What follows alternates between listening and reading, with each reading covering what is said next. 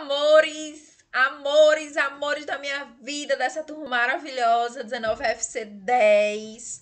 Hoje eu vim com a revisão. Gente, vamos revisar, é coisa demais pra gente revisar, meu povo, vocês nem imaginam. Vimos muita coisa, não foi nesse módulo, foi um módulo maravilhoso, um módulo de primeiros socorros, que a gente ainda vai ter prática, que a gente ainda vai rever quando a gente voltar, né? Mas hoje eu trouxe aqui a revisão de tudo. Vamos revisar, trouxe questões pra gente fazer. Vocês vão encontrar essas questões lá no conteúdo. Então, eu quero que vocês peguem o material. Como é que vai funcionar? Vocês vão pegar o material de vocês, tá? E eu vou passear sobre os capítulos aqui pra gente ir revendo tudo. E, claro, vocês vão passeando daí também, tá? Terminou, você faz um fichamento, resume tudo e já faz os exercícios. Já fica tudo certo, tá bom? Então, se preparem aí, que aí nosso próximo encontro a gente já vem até com um módulo novo. Então, tá imperdível. Vem comigo, vamos revisar. Pega teu módulo de primeiros socorros. Vou me diminuir aqui, tá bom? Para que eu fique aqui do ladinho. Aqui, né? Desse ladinho, na verdade. Junto com vocês, tá? Mas tô aqui. Podem falar, certo? Vou até ficar aqui de lado para não tampar aqui o nomezinho do Sabrac. Pronto, bonitinho. Então, vamos lá, gente. Temos muita coisa para falar hoje, certo? Primeira coisa aqui, vou trazer questões misturadas, tá? De todos os assuntos para a gente ir discutindo. Depois eu vou discutir outros tópicos, não necessariamente com questões, mas que a gente consiga rever tudo, tá? Então, vamos começar por questões. Adoro questões, vocês também gostam, né? Então, vem comigo, bora lá. Em caso de uma queimadura pequena, o que você pode colocar? Quem lembra lá da aula de queimaduras que a gente teve, hein, gente? E aí, o que é que vocês colocariam? Gelo, pasta de dente, água ou nada? Bora? O que é que vocês estão dizendo aí? Bora? E aí? O que é que passariam? Não sei. Vamos ver? Oh! Gente, qual é a resposta correta aqui? Achava que tinha botado o bicho para aparecer, mas não tinha não, mas não tem problema não.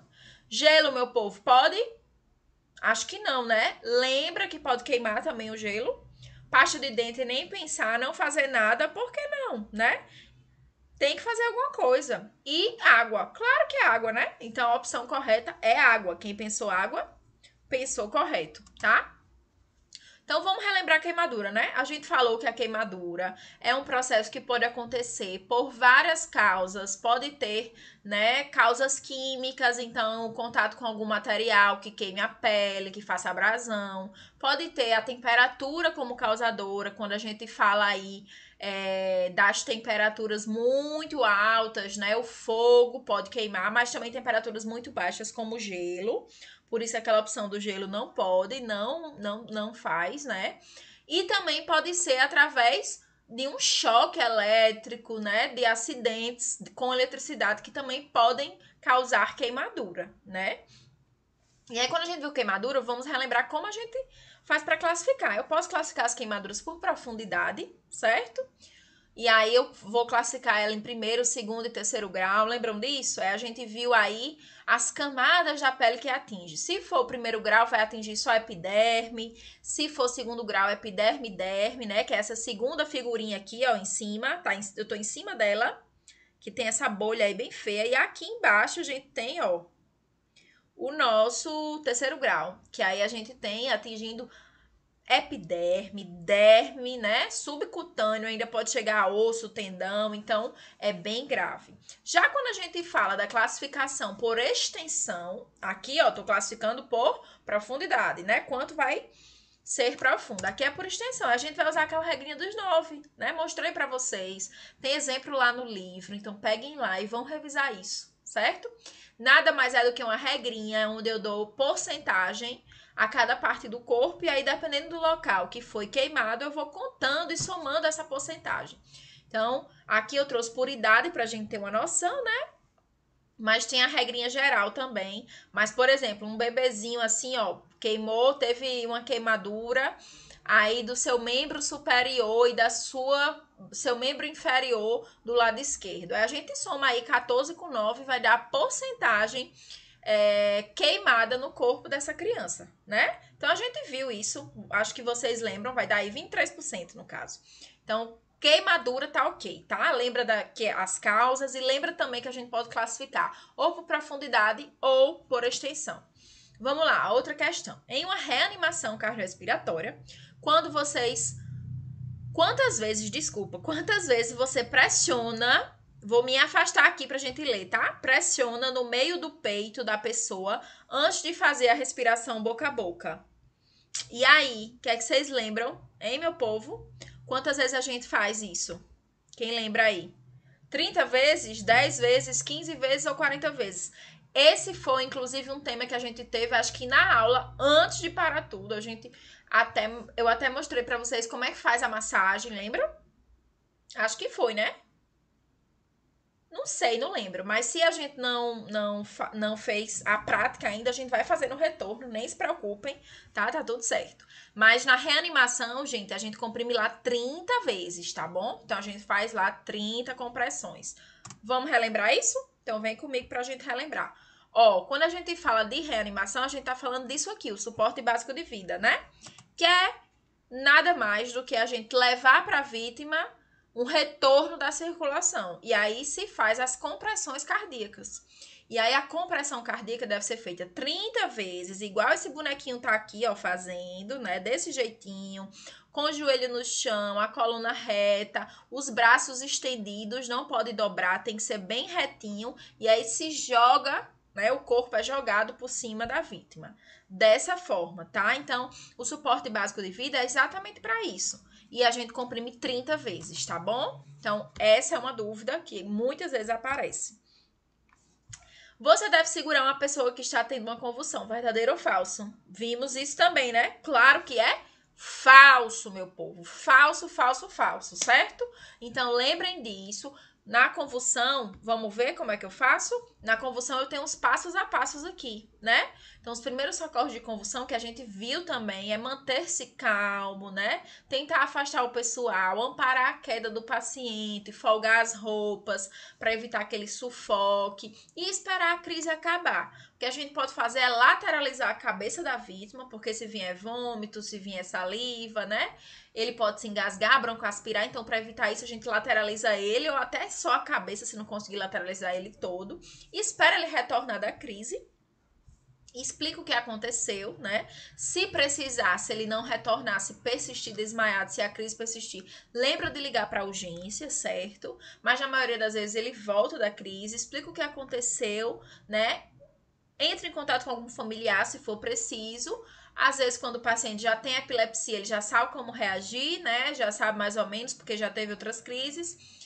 E só. Então, não é para segurar o paciente, não é para impedir a crise acontecer, não é para botar nada na boca do paciente, enfiar pano, tentar segurar a língua. São lendas que existem e que só podem piorar a situação e lhe expor ao perigo, tá? Então, não faz nada disso, tá certo, meu povo? Vamos lá, outra questão para a gente relembrar. Ao fazer a manobra de Heimlich, você deve fazer 5 golpes nas costas, verdadeiro ou falso? É 5, gente? E nas costas? Não, né? Aqui a gente tá falando de um adulto, então a gente vai comprimir aí na região, ó, abaixo do externo aqui, na boca do estômago, como diz o outro. Então essa afirmação, ela é falsa. Vamos ver como é que faz? Quando a gente fala de engasgo, né? Até trouxe os vídeos para vocês, lembram? No nosso conteúdo. Se não lembra, gente, pega o material, revê, pega lá os vídeos, ó, tem todos, dá para vocês verem lá nosso conteúdo online. Então, eu trouxe os vídeos para ver como é que faz, mas a manobra ela é feita você se posicionando posteriormente o paciente, né? E fazendo essas incursões, apertando, segura lá as duas palmas da mão e faz o movimento de subida, de alavanca, ao fim do osso do externo. Então, não é 5 vezes nas costas, tá? Falso isso, tá? Outra situação, em caso de afogamento, após retirar a vítima, você deve sugar através da boca com o objeto retirado até retirar água do pulmão, com o objetivo de retirar água do pulmão. Gente, essa é uma questão que eu trouxe de propósito para vocês pensarem aí, tá? Muita gente acha, e aí pode ser até uma coisa nova para vocês. Eu trouxe mesmo como a título mesmo de um bônus, né? Muita gente acha que pra gente fazer a reanimação, a gente suga, né? Mas não é, a gente sopra. A gente sopra para tentar expandir a via aérea, para tentar expandir o pulmão e aquele paciente retornar as incursões, certo? Então, isso aí é falso, a gente não suga não, tá bom? Para fazer reanimação, se precisar de reanimação, tem que ser as compressões e tem que ser dando aporte de ar. Então, você vai soprar, certo? Eita, essa aqui tá fresquinha. Em casos de sangramento no nariz. Eita, olho pra coçar? E não, oxi, bora. Melhora olho. Em casos de sangramento no nariz, inclinar a cabeça pra frente e pressioná-las com o dedo. E aí, verdadeiro ou falso? Dei isso um dia desse, viu, meu povo? Tá bem recente. Gente, isso aí é verdadeiro. Tem gente que acha que tem que inclinar, ó, pra trás, mas é pra frente, tá? Então, hemorragia nasal a gente estanca pra frente. Agora, a gente vai ver mais algumas coisas que a gente viu nesse módulo, tá bom? Que não necessariamente vão ter perguntas, mas foi legal essas perguntas, né? Pra gente já iniciar instigado a revisar tudo. Mas eu vou revisar agora outras coisas também que a gente viu nesse módulo, porque foi um módulo que a gente viu coisa, viu, meu povo? Então, aguinha aqui, pra gente se hidratar, né? Vamos lá. Então, quem lembra aí que a gente falou sobre as atitudes que um socorrista tem que ter? Lembra?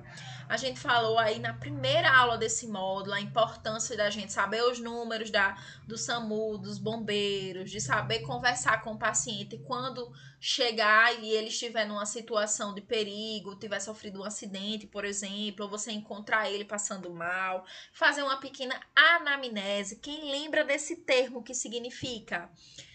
Eu falei que a anamnese é mais ou menos como se fosse uma entrevista, né? Onde você vai perguntar coisas importantes para você naquele momento, né? Então, há quanto tempo ele tá sentindo aquilo, se ele sentiu algum mal-estar antes, se ele tava já passando mal, né? Claro, se ele estiver consciente, né, gente? Se ele estiver desmaiado ou se estiver desacordado, infelizmente não vai ter como. Então, são pontos aí que a gente viu importantes para o socorrista. Aí a gente também falou um pouquinho sobre esse ABCDE, né? Que são os passos para a gente conseguir estabilizar esse paciente. Então, essa anamnese, ela pode seguir também auxiliando esse ABCDE. Então, primeiro, né, vem o A com o controle da cervical e vias aéreas, depois vem o B com a respiração, depois vem o C com a circulação, o D com a avaliação neurológica e a disposição à vítima. Então, a gente tem que ver tudo isso numa abordagem primária. É muita coisa, né? Por isso que a gente vai ver tudo isso quando a gente retornar, de maneira prática, né? Então, isso aqui eu preciso muito da prática, eu preciso muito que a gente vá, pegue aquele bonequinho, aquele bob, né? Faça lá para ver como é, faça as compressões, treine com ele, tá? Então, não se preocupem, né? Vocês podem dar uma lida, dar uma revisada, mas eu quero que vocês foquem, principalmente nos outros capítulos que a gente consegue elucidar mais de maneira teórica, porque essa parte prática a gente vai exercitar quando a gente retornar, tá? Mas lembrem-se que existe lá uma abordagem primária que vai envolver aquele suporte básico de vida, que vai envolver as compressões, e que para isso a gente precisa da prática, mas que a gente vai ter, certo? Nem se aveste, meu povo, nem se aveste com isso, viu? Que eu lhe garanto que quando a gente retornar, que é já, Deus quiser, a gente vai fazer essas práticas, tá? Então, vamos em frente. Aí vimos choque elétrico. Menina, choque elétrico, né? Vimos o choque sistêmico. Quem lembra lá aqueles tipos de choque, né? Foi uma aula bem densa, bem complicada, que eu quero que vocês revisem, deem uma olhada. Todos aqueles tipos de choque, mas eu quero focar aqui no choque elétrico, né? Então, choque elétrico, quando a gente fala de choque elétrico, a gente fala de um incidente que acontece muito nas nossas casas, né? Aí todo mundo já levou um choque na vida, mas aqui a gente tá falando de choques, né, mais intensos. Então lembra aí dos efeitos que o choque pode causar. Um deles eu já falei aqui hoje no nosso encontro, que é a queimadura. As queimaduras podem ser causadas por choque, mas além de queimaduras, a gente pode ter aí o choque causando parada cardíaca, problemas renais, problemas oculares. Então é muito importante que a gente saiba agir em meio a um choque, né? Nunca ir à vítima se eu não sei se ela ainda tá com uma eletricidade no seu corpo. Então, evitar se expor a essa eletricidade, porque eu não sei se a vítima ainda está livre disso, certo? Então, sempre desligar a chave geral. Na hora que acontecer um choque, procura onde é a chave geral daquele local para desligar, para impedir que o paciente continue ali se expondo ao choque e possa, inclusive, morrer do choque. E você, se for prestar o socorro e o paciente ainda estiver levando choque, você também ficar levando choque. Então, desliga a chave geral, tenta isolar o paciente, tenta ver se ele já está livre da corrente, né? E aí, claro, se ele tiver tido uma parada, uma queimadura, você vai cuidar das consequências pós-choque, tá? Mas o primeiro socorro para choque é sempre, primeiro, tentar desligar a fonte lá de energia que está queimando aquele paciente, que está fazendo com que o paciente tenha o choque, né? Queimando ou causando uma parada, seja o que for. E se preciso também, você pode sim acionar a ambulância, a emergência, tá? Aqui eu botei a questão da reanimação, se preciso, né? E do cuidado das queimaduras também, se preciso. Aí vimos a aula de animais peçonhentos, né? Onde a gente falou sobre vários animais peçonhentos. Mas o que eu quero chamar a atenção aqui da revisão, que não é importante que a gente conheça os tipos de animais, certo? Vocês não vão ser biólogos, mas que vocês saibam lidar com acidente.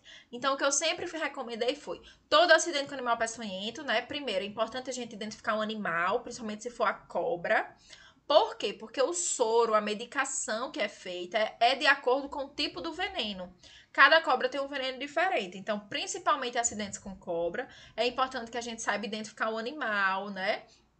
Se não for possível levar o animal, que aí é um extremo, mas tente identificar traços, características daquele animal, certo? Claro que vão ter venenos mais letais, mas é importante a identificação para cuidar o quanto antes, tá? Quanto a aranhas, né? Quanto a escorpiões, aí a questão da identificação nem sempre é preciso, né? Muitas vezes o acidente com escorpião também é feito soro, mas os acidentes com aranhas e outros animais geralmente são um analgésico local, né? Uma medicação para dor, uma anestesia já resolve. Então, vimos aí, ó, a importância da gente saber, para fazer a soroterapia do antiveneno, saber o animal, certo? Então, cada animal, cada cobra tem um veneno específico. Por isso que é importante a correta identificação do animal e da sintomatologia também, que faz diferença, né? O que o paciente está sentindo. A gente viu também que algumas cobras causam... o local fica com necrose, outras não. Então, vão revisar isso, peguem lá o livro, deem uma olhada novamente, tá? Tratamento para escorpião, como eu disse, pode e deve ser feito com analgésico, né, para passar a dor, com anestésico até, para bloquear a dor local, mas se for um acidente muito grave, pode necessitar também do soro específico para o escorpião, tá? Que também existe. Então, em acidentes graves e moderados, geralmente se faz aí 2 a 3 ampolas para acidentes moderados e 4 a 6 ampolas para acidentes graves, tá? Para acidentes com outros animais peçonhentos, apenas analgésico, observar, né? Deixar o paciente verificar os sinais vitais, verificar se nada está ocorrendo e para tratamento imediato é lavar o local, certo? Então, sempre lavar o local com água e sabão abundante, nunca colocar substâncias lá como cachaça, como álcool, na tentativa de matar o veneno, né? Não vai acontecer isso. Nunca sugar lá a região achando que você vai retirar o veneno. E aí, tudo isso pode piorar a situação. Então, na medida do possível, deixa o paciente o mais quieto possível, tá? Não fica pedindo para ele andar, para ele ficar nervoso, pede para ele se acalmar, porque quanto mais agitado, mais nervoso ele fica, o veneno pode espalhar mais rápido, isso é verdade, não é mito, tá bom? E aí, lava o local com água e sabão. Se possível, identifica o animal, pode elevar o membro um pouco e leva o pronto-socorro, certo? E aí lá vai ser avaliado se vai precisar do soro, se vai precisar encaminhar para o hospital de referência. Aqui no estado nós temos o Gil do Trigueiro, né? Mas tem locais, pontos do estado que tem o soro contra o veneno. Então, depende muito do tipo de acidente. O importante é que você identifique o animal e leve ao pronto-socorro. E dependendo dos sinais clínicos, vai ter a tomada de decisão, certo? Fraturas também vimos, viu? Aí é coisa, minha gente, até coisa que não acaba mais, né? Fratura a gente viu e falamos sobre a classificação. Então, vimos que nós temos fraturas fechadas e fraturas expostas, abertas, certo? Mas que isso não corresponde à gravidade. Não quer dizer que toda fratura fechada é uma fratura leve, né? Não, pode ser uma fratura tanto grave quanto a exposta, certo? Mas claro que existe um risco maior de hemorragia de complicações hemorrágicas na fratura aberta, na fratura exposta, certo? Então, ter muita atenção. Os primeiros socorros para fratura são esses, né? A gente sempre observar o quadro geral do paciente, procurar as lesões mais graves, acalmar a vítima se ela estiver consciente, né? Controla a hemorragia, se tiver sangue, né? Antes de imobilizar de qualquer coisa, tem que controlar a hemorragia, porque é muito mais perigoso o paciente morrer do sangramento do que mesmo da situação da fratura em si, né, gente? A fratura depois resolve. Primeiro vamos salvar a vida do paciente. Então, compressão no local para estancar a hemorragia, imobiliza o membro, né? E se precisar realmente, que fratura quase sempre, na verdade, 100% das fraturas precisam ir ao hospital, porque para uma avaliação, um exame de imagem para confirmar realmente se tem fratura, para avaliação do médico e para a possível mobilização ou cirurgia, né? E aí você pode utilizar um objeto como tala, alguma coisa que você tenha para deixar aquele membro paradinho e evitar mexer para não piorar uma lesão que já existe, certo? E se for fratura exposta, sempre estancando o sangue, tentando limpar o ferimento, né? Se vai jorrando muito sangue, comprimir o local para evitar o paciente morrer de hemorragia, tá?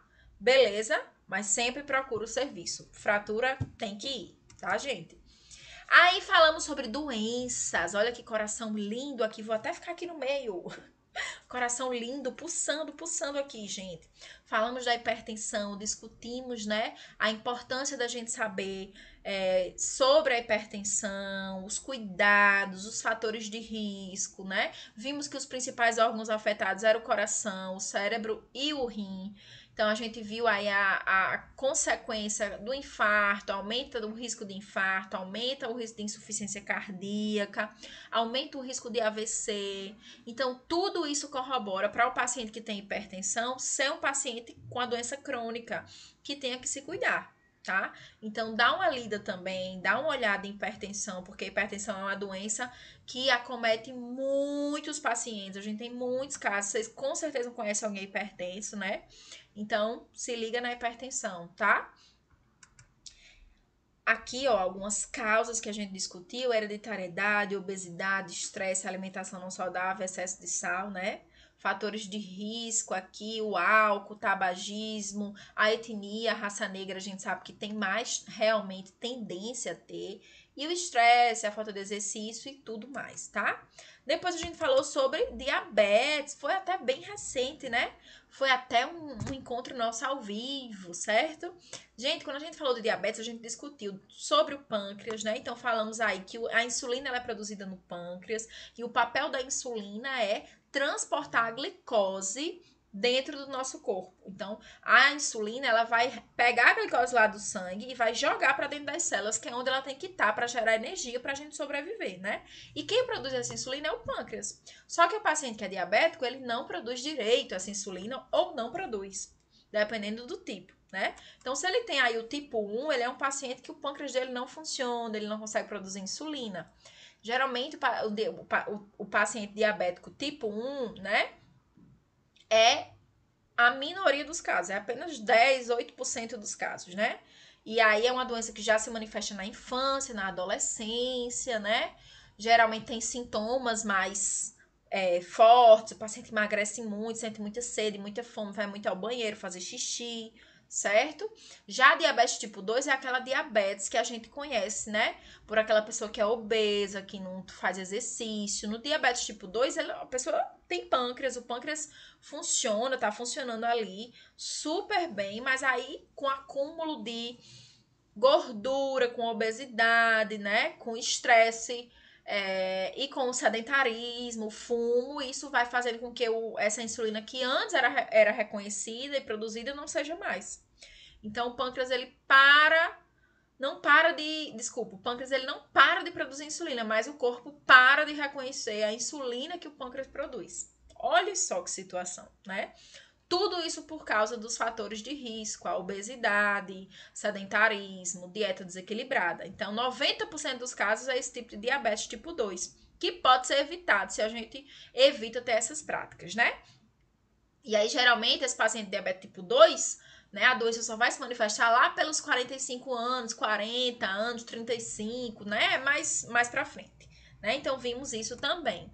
E aí, no nosso último encontro, que também foi ao vivo e muitos fugiram, a gente falou sobre farmácia hospitalar e sobre lavagem das mãos. Foi ótima a discussão, né? Vocês viram aí a gravação, mas só pra gente relembrar que o atendente de farmácia também pode atuar na farmácia hospitalar e tem lá como função, uma função importantíssima, né? Importantíssima de fazer a leitura das prescrições, de fazer a dispensação, a distribuição, o fracionamento dessas medicações, o controle de estoque. Então, é muito importante a figura do atendente de farmácia hospitalar, do farmacêutico hospitalar e da farmácia como um todo para um hospital, né? A gente falou sobre isso no nosso último encontro e foi bem legal, porque a gente introduziu a parte também de lavagem das mãos, que está tão difundida aí, por causa da pandemia, e além disso, a importância da lavagem das mãos dentro da farmácia hospitalar, né? Que nem se fala. Se você vai trabalhar numa farmácia hospitalar, dentro de um hospital, você precisa ter a prática de lavagem das mãos. Show, gente! Então, passeamos aqui sobre todos os conteúdos que a gente viu nesse módulo. Um módulo maravilhoso, que eu adoro ministrar para vocês. Mas vem coisa nova por aí. E aí, para isso, eu quero que vocês vão lá no exercício de fixação, no questionário, tá? Quais são as questões, profs, que vai ter lá? Essas aí que a gente fez lá no início, lembra? Então, algumas dessas aí e questões repetidas dos outros encontros que a gente teve, certo? Então, vou fazer uma mescla aí de várias questões para trazer, por isso que hoje eu não trouxe nem spoiler, porque vocês já tiveram spoiler, porque as questões já foram feitas. Então, vou pegar as que vocês mais erraram, tá? E vou botar para ver se vocês agora conseguem acertar, certo, gente? Então, próximo encontro a gente vai ter módulo novo. Então, nós vamos estudar, começar a entrar realmente no mundo da farmácia com o módulo de atendente de farmácia, tá bom? Vou me aumentar aqui para explicar para vocês uma coisinha. Pode ser que vocês estejam se perguntando, prof, a prova, né? Fiz um módulo agora de primeiros socorros. Como é que vai ser a prova, já que a gente não tá aí, né? Não tá junto? Como é que vai ser isso, gente? Quero que vocês fiquem muito tranquilos quanto a isso, certo? Nós vamos sim ter prova, vamos fazer, mas a prova ela precisa ser de maneira presencial, certo? Então, quando a gente retornar, que vai ser em breve, né? Acredito muito nisso, que tá mais perto do que longe. Então, a gente vai elaborar todas as práticas que vocês vão precisar fazer, né? E junto com elas também vamos marcar o dia da avaliação, tá bom? Então, esse é um módulo que às vezes eu faço também avaliação prática, é bem bacana, atividades práticas. E aí, a gente contempla essas notas nesse período, certo? Mas a gente vai seguir para o módulo de atendente de farmácia, que é um módulo ó, top, muito conhecimento novo, muita novidade aí no mundo da farmácia para vocês aprenderem, certo? Então, pega lá seu material, já separa o próximo conteúdo, o próximo livro que a gente vai iniciar, certo? Depois, claro, de revisar esse. E eu aguardo vocês no nosso próximo encontro, tá bom? Um beijão, galerinha. Prazer sempre estar com essa turma que eu amo, no meu coração mesmo. E estudem, tá bom? Até a próxima. Beijo.